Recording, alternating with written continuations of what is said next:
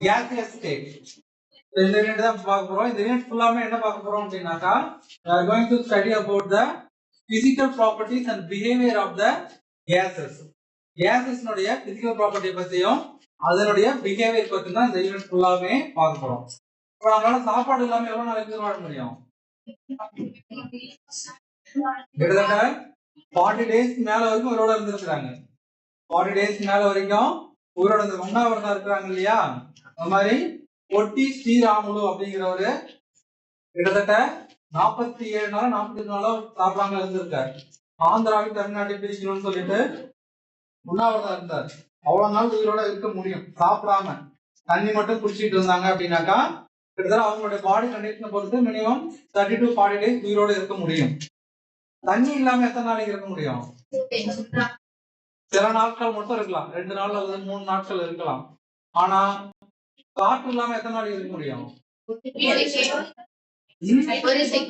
ஒரு நிமிஷம் கூட இருக்க முடியாது. காற்று இல்லாம உங்களால சில நிமிடங்கள் கூட இருக்க. என்ன சொன்னாங்க?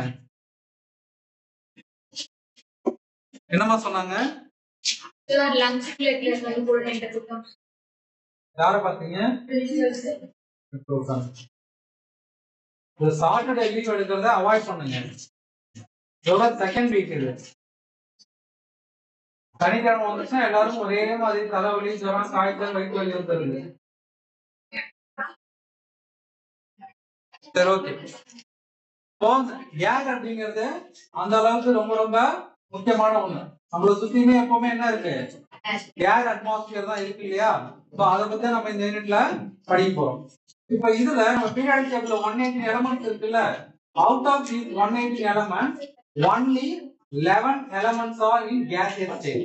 118 எலிமெண்ட்ல வெறும் 11 எலிமெண்ட் மட்டும் தான் என்ன ஸ்டேட்ல இருக்கு? gaseous stateல இருக்கு. லிக்விட் ஸ்டேட்ல இருக்கிற எலிமெண்ட்னு பாத்தீங்கன்னா ஒரு 2 எலிமெண்ட்ஸ் இருக்கும். ஒன்னு வந்து உங்களுக்கு எல்லாருக்கும் தெரியும், என்னது? மெர்க்குரி. இன்னொன்னு பாத்தீங்கன்னா புரோமின். மீதி எல்லாமே என்ன ஸ்டேட்ல இருக்கும்? சாலிட் ஸ்டேட்ல தான் இருக்கும். அப்போ gaseous ஸ்டேட்ல இருக்கக்கூடிய எலிமெண்ட்ஸ் டோட்டலாக எத்தனை? only 11 எலிமெண்ட்ஸ் தான் இருக்கு. அப்ப அது என்னென்ன எலிமெண்ட்ஸ் அப்படின்னு பாத்தீங்கன்னாக்கா, ஃபர்ஸ்ட் ஒன் ஹைட்ரஜன், செகண்ட் ஏன் சவுண்ட் வருது? First one hydrogen, second one nitrogen, third one oxygen, next fluorine, next one fluorine. அதுக்கப்புறம் பாத்தீங்கன்னாக்கா நோபல் கேஸ். இந்த நோபல் கேஸ் எல்லாமே gaseous state தான். அதுக்கு பேரு நோபல் கேஸ் அப்படின்னு தான் சொல்லுவோம். நோபல் கேஸ் என்னென்ன வரும்? ஹீலியம். ஃபர்ஸ்ட் ஒன் என்ன வரும்? helium, second one neon, third one argon, krypton, xenon,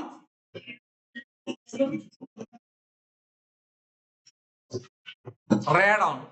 क्या hydrogen के अப்புறம் nitrogen, oxygen, fluorine, chlorine. இன்னொன்னு chlorine. ஹாலஜன்ல fluorine and chlorine.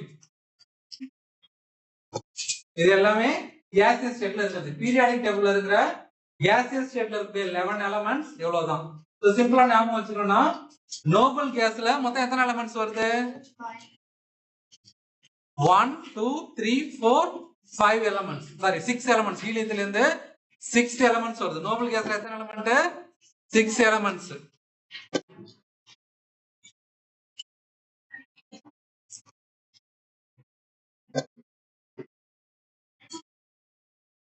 அடுத்தது ஹாலஜன்ஸ்ல 2 எலிமெண்ட், ஃப்ளூரின் ஒன்னு, குளோரின் ஒன்னு. மீதி மூணும் உங்களுக்கு ஞாபகம் இருக்கும். ஏன்னா இது மூணுமே உங்களுக்கு தெரிஞ்சிருக்கும். ஆக்சிஜன் எல்லாருக்குமே தெரியும், நைட்ரஜன் எல்லாருக்குமே தெரியும், ஹைட்ரஜன் எல்லாமே தெரியும். இந்த 3 எலிமெண்ட் பிளஸ் அது கூட 2 ஹாலஜன், மீதி எல்லாமே என்னது? Nobel case. இது எல்லாமே என்ன ஸ்டேட்ல இருக்கும்? gaseous ஸ்டேட்ல இருக்கும். இத தவிர்த்து O3 இது வந்துட்டு அல்லோட்ரோப் ஆஃப் ஆக்சிஜன் அப்படின்னு சொல்லுவோம். இது வந்து பீரியாடிக் டேபிள் இருக்காது. It is another allotropic form of oxygen. இதுவும் gaseous ஸ்டேட்ல தான் இருக்கும். சோ ஓசோன் லேயர் அப்படின்னு சொல்றோம் இல்லையா, அந்த ஓசோன் லேயர் இருக்கக்கூடிய கேஸ் என்ன அப்படின்னு பாத்தீங்கன்னா இந்த O3 molecules. இந்த O3 molecules தான் எங்க இருக்கு, ஓசோன் லேயர்ல இருக்கு. இதுதான் இந்த சன் லைட்ல இருந்து வரக்கூடிய யூவி ரேடியேஷன்ஸை ஃபில்டர் பண்ணி அனுப்புது. அதனாலதான் நமக்கு ஸ்கின் டேமேஜஸ் எதுவும் ஏற்படாம வேற எதுவும் பிரச்சனைகள் இல்லாம இருக்கு. அதுக்கு முக்கியமான காரணம் இந்த ஓசோன் லேயர். ஓசோன் லேயர்னா அங்க ஒரு லேயர்னாக்கா ஒரு ஜவ்வு மாதிரி எல்லாம் எதுவும் இருக்காது.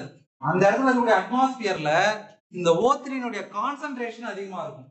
ஓசோனுடைய கான்சென்ட்ரேஷன் அதிகமா இருக்கும் பொழுது இந்த யூவி ரேடியேஷன்ஸ் அது வழியா வரும் பொழுது என்ன ஆகும் அப்படின்னாக்கா அதுல கூட ஹார்ம்ஃபுல் ரேடியேஷன்ஸ் எல்லாத்தையுமே இது என்ன பண்ணிடும், ஃபில்டர் பண்ணி தடுத்துரும். வெறும் ஐஆர் ரேடியேஷன்ஸ் மட்டும் தான் என்ன ஆகும் நமக்கு வந்து சேரும். அதனாலதான் நமக்கு பெருசா எதுவும் பிரச்சனை இல்லாம இருக்கு. இதை தவிர்த்து பாத்தீங்க அப்படின்னாக்கா சில மாலிகூல்ஸ் இருக்கு. நம்ம எல்லாருக்குமே தெரிஞ்ச மாலிகூல்ஸ் கார்பன் மோனாக்சைடு, அப்புறம் கார்பன் டை ஆக்சைடு, அப்புறம் nitrogen nitrous oxide, nitrogen di oxide, அப்புறம் நமக்கு தெரிஞ்சது என்ன வேணாலும் போட்டுக்கலாம், sulphur di oxide, sulphur try oxide, இந்த மாதிரி நிறைய கேசஸ் இருக்கு.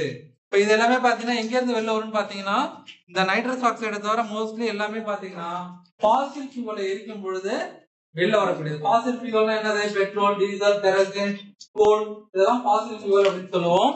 அதுல கார்பன் தான் main component. Along with that carbon, the nitrogen, sulfur can also be present in the form of impurities. அந்த impurities சேர்ந்து எரியும் பொழுது அதனுடைய corresponding oxide convert ஆகும். So these are all the gases. So இந்த gases எல்லாமே வேற வேற chemical compositionல இருந்தாலும் அதனுடைய physical characteristics எல்லாமே பாத்தீங்கன்னாக்கா ஒரே மாதிரி தான் இருக்கும். So இது எல்லாமே வேற வேற compositionல இருந்தாலும் கூட அதனுடைய physical characteristics எல்லாமே எப்படி இருக்கும், ஒரே மாதிரி தான் இருக்கும். So அதனுடைய physical characteristics பத்தி தான் இந்த யூனிட்ல ஃபுல்லா டீடைலா பார்க்க போறோம். இதுல மெயினா 3 ரூல் சொல்லுவாங்க. பிசிக்ஸ்லயும் படிப்பீங்க, இப்போ கெமிஸ்ட்ரிலயும் படிப்பீங்க. இந்த ரூல் பத்தி தான் இதுல மெயினா பார்க்க போறோம். சோ இதுல மெயினா பார்க்க போறது case loss. The case loss இந்த யூனிட்ல ரொம்ப ரொம்ப முக்கியமானது. எக்ஸாம்ல கண்டிப்பா கேட்கக்கூடிய கேள்வி 2 மார்க்ல தான் வரும். இந்த யூனிட்ல 2 மார்க் தான் அதிகம். 5 மார்க் ஒரு 3 5 மார்க் இருக்கு. அதுல 2 5 மார்க் தான் ரொம்ப முக்கியம். இன்னொன்னு வந்துட்டு ஒரு இன்டீரியர் क्वेश्चन மாதிரி. மீதி அதுல 2 5 மார்க் क्वेश्चन ஏதாவது ஒன்று கண்டிப்பா வந்துடும். மீதி எல்லாமே 2 மார்க் தான் இந்த யூனிட்ல. அந்த வகையில இந்த கேஸ் லாஸ்ல ஒரு 4 லா கொடுத்திருப்பாங்க. இதுல அதுல 3 லா வந்துட்டு ரொம்ப ரொம்ப முக்கியமான லா. அதுதான் இப்ப பார்க்க போறோம். ஓகேவா? இந்த லா பாக்குறதுக்கு முன்னாடி இந்த கேஸ் எல்லாமே பாத்தீங்கன்னாக்கா எதை பொறுத்து மாறும் அப்படின்னா பிரஷர், பிரஷர், டெம்பரேச்சர், வால்யூம், இந்த 3 வச்சுதான் நம்ம இந்த கேஸ்னுடைய கேரக்டரிஸ்டிக்ஸ் எல்லாத்தையுமே படிக்க போறோம். என்னன்னா பிரஷர், வால்யூம், டெம்பரேச்சர்.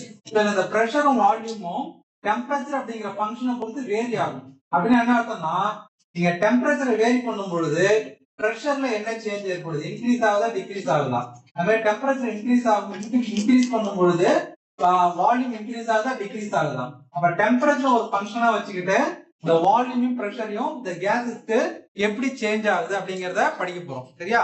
இத பார்க்கிறதுக்கு முன்னாடி நமக்கு ஒரு சின்ன டெஃபினேஷன் தெரிஞ்சிருக்கணும். என்ன அப்படின்னா பிரஷரை பத்தி நம்ம இதுல யூஸ் பண்றதுனால பிரஷருக்கான டெஃபினேஷன் கண்டிப்பா தெரிஞ்சிருக்கணும். 9th ஸ்டாண்டர்ட்ல படிச்சிருப்பீங்க. What is pressure? Force per unit area. ஒரு குறிப்பிட்ட ஏரியாவுல எவ்வளவு ஃபோர்ஸ் அப்ளை பண்றோமோ அதுதான் என்னது பிரஷர் அப்படின்னு சொல்லுவோம். Force divided by area. Force ஓட யூனிட் என்ன சொல்லுவோம்? நியூட்டன். SI யூனிட் என்னது? நியூட்டன். ஏரியாவுக்கு மீட்டர் ஸ்கொயர். அப்ப என்னோட யூனிட் என்ன வரும்? Unit of pressure, unit of pressure newton per meter square. இந்த மீட்டர் ஸ்கொயர் மேல போச்சுன்னா என்ன ஆகும்? மீட்டர் பவர் -2 வரும் இல்லையா? அதை படிக்கும் பொழுது நியூட்டன் per மீட்டர் ஸ்கொயர் அப்படின்னு படிக்கும். Newton per metre square. SI unit என்ன அப்படின்னாக்கா SI யூனிட் ஆஃப் பிரஷர். இது எல்லாருக்குமே தெரிஞ்சிருக்கும். ஒரு சயின்டிஸ்டுடைய நேம் பாஸ்கல். எப்பவுமே யூனிட் எழுதும் பொழுது என்ன பண்ணணும், நேம் ஃபுல்லா எழுதுனாக்கா ஸ்மால் லெட்டர்ல எழுதணும், சிம்பிளா எழுதுனீங்கன்னாக்கா கேபிட்டல் லெட்டர்ல எழுதணும். இந்த ரூல்லாம் நீங்க படிச்சிருப்பீங்க 9th ஸ்டாண்டர்ட்ல இல்லையா?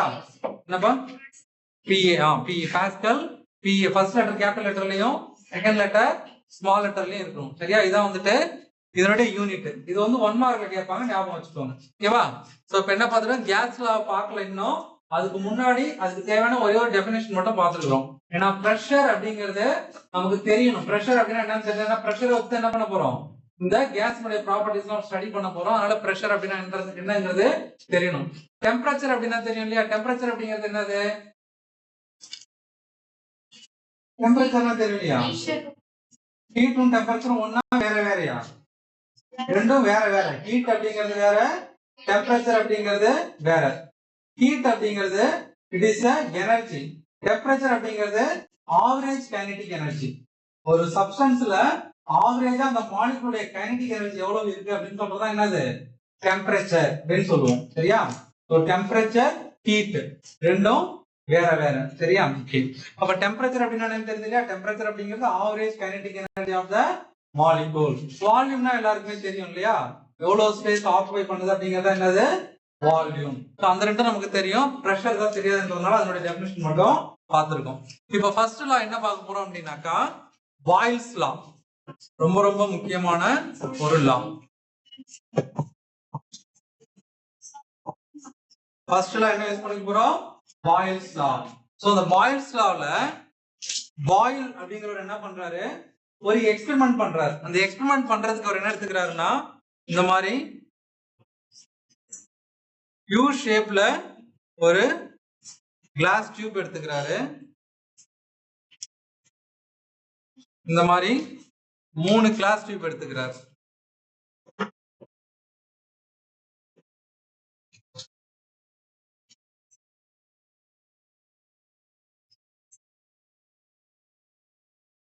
இது ஒரு கிளாஸ் டியூப். ஒரே மாதிரி 3 கிளாஸ் டியூப் டிரா பண்ணிக்குவோம்.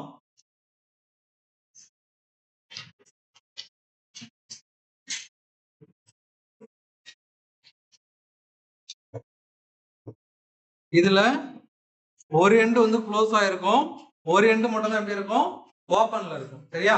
இப்ப இது உள்ளார எப்பவுமே ஒரு கிளாஸ் டியூப் உள்ளார எதுவுமே நம்ம ஆட் பண்ணல அப்படின்னா அந்த கிளாஸ் டியூப் உள்ளார என்ன இருக்கும், கேஸ் மாலிகூல்ஸ் இருக்கும் இல்லையா? எதுவுமே நம்ம ஆட் பண்ணல அப்படின்னா கண்டிப்பா அது உள்ளார என்ன இருக்கும், ஃபுல்லாமே கேஸ் மாலிகூல்ஸ் தான் இருக்கும். இப்ப என்ன பண்ணாரு, ஃபர்ஸ்ட் டியூப்ல மெர்க்குரி எடுத்துக்கிறாரு.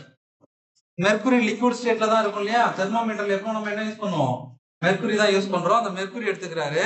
இந்த மெர்க்குரி எடுத்துக்கும் போது என்ன பண்றாருன்னா, எப்படி எடுத்துக்கிறாருன்னா, இந்த மெர்க்குரியோட லெவல் இந்த 2 எண்ட்லயும் ஈக்குவலா இருக்கிற மாதிரி எடுத்துக்கிறாரு. ஃபர்ஸ்ட் டியூப்ல என்ன பண்ணிருக்காரு, மெர்க்குரியோட லெவல் 2 டியூப்லயும் ஈக்குவலா இருக்கிற மாதிரி எடுத்துக்கிறாரு.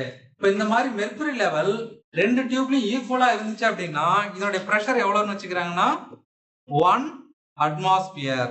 இதோட பிரஷர் எவ்வளவுன்னு வச்சுக்கிறாங்க, 1 அட்மாஸ்பியர். ஃபர்ஸ்ட் டயகிராம் புரியுதா? இந்த மாதிரி ஒரு யூ ஷேப்ல டியூப் எடுத்துட்டாரு. அந்த டியூப்ல மெர்க்குரி ஆட் பண்றாரு. மெர்க்குரி ஆட் பண்ணும் பொழுது இந்த யூ டியூப்னுடைய 2 எண்ட்லயுமே அந்த மெர்க்குரியோட லெவல் எப்படி இருக்கு, ஈக்குவலா இருக்கு.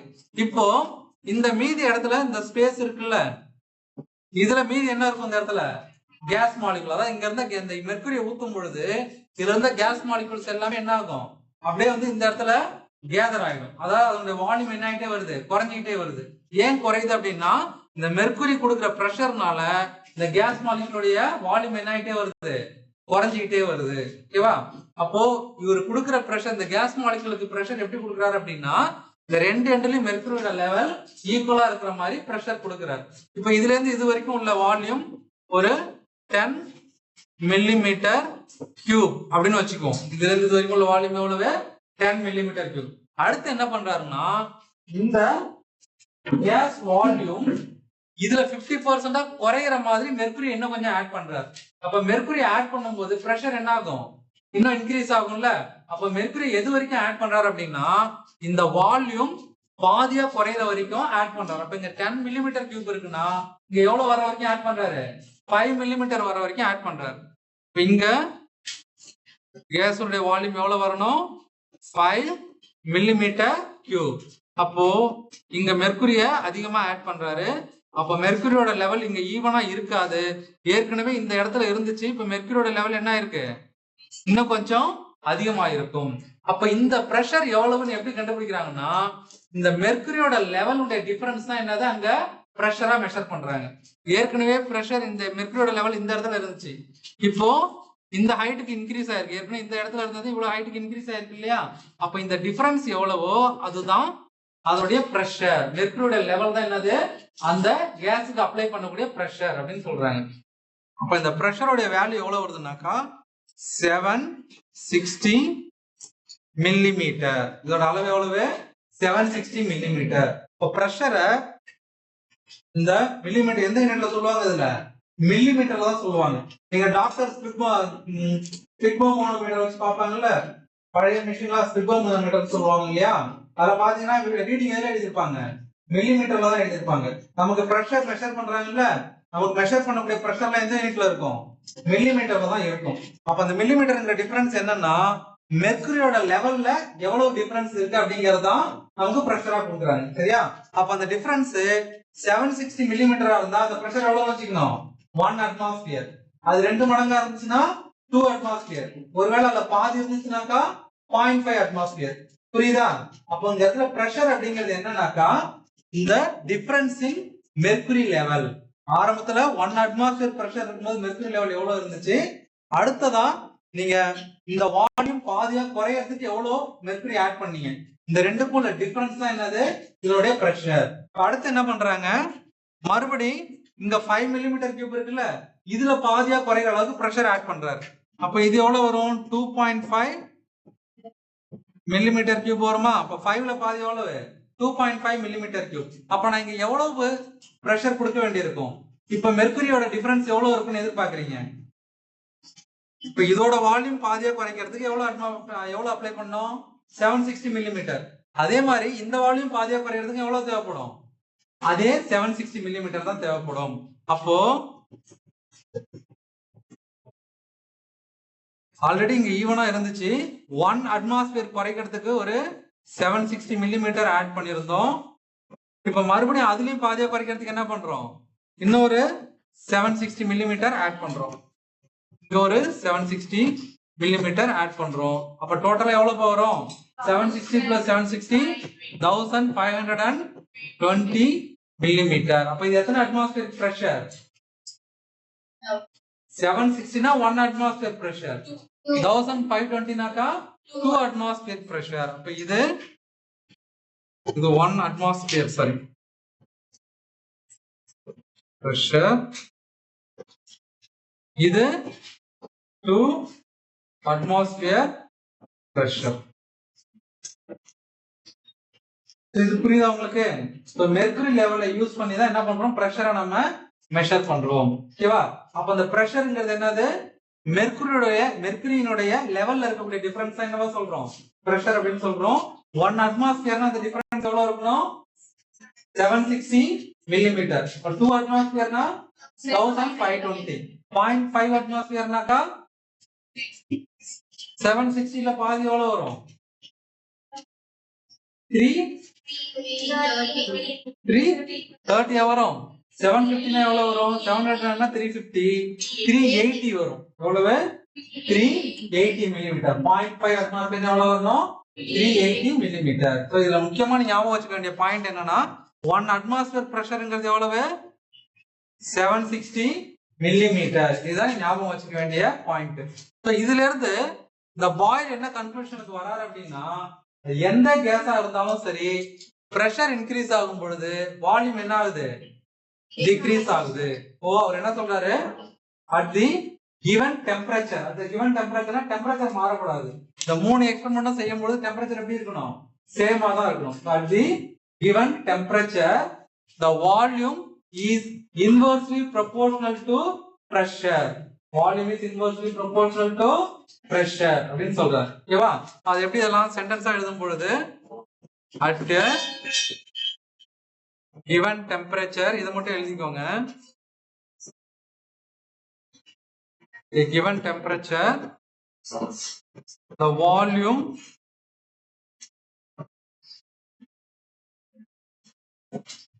of the gas is inversely proportional to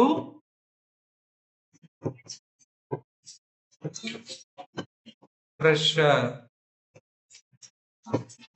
So the mathematical எப்படி எழுதலாம்? வால்யூம் இன்வெர்ஸ்லி ப்ரொபோர்ஷனல்னா 1 divided by T அப்படின்னு போட்டுக்கணும். இப்போ இது V இது ஈக்குவல் டு போட்டீங்கன்னா இந்த ப்ரொபோர்ஷனாலிட்டி கேன்சல் பண்றதுக்கு என்ன பண்ணணும்? ஒரு கான்ஸ்டன்ட் யூஸ் பண்ணணும். அப்ப K into 1 by P அப்படின்னு வரும். இப்போ இந்த P இன்சைட் கொண்டு வந்தீங்கன்னா PV is equal to constant அப்படின்னு கிடைக்கும்.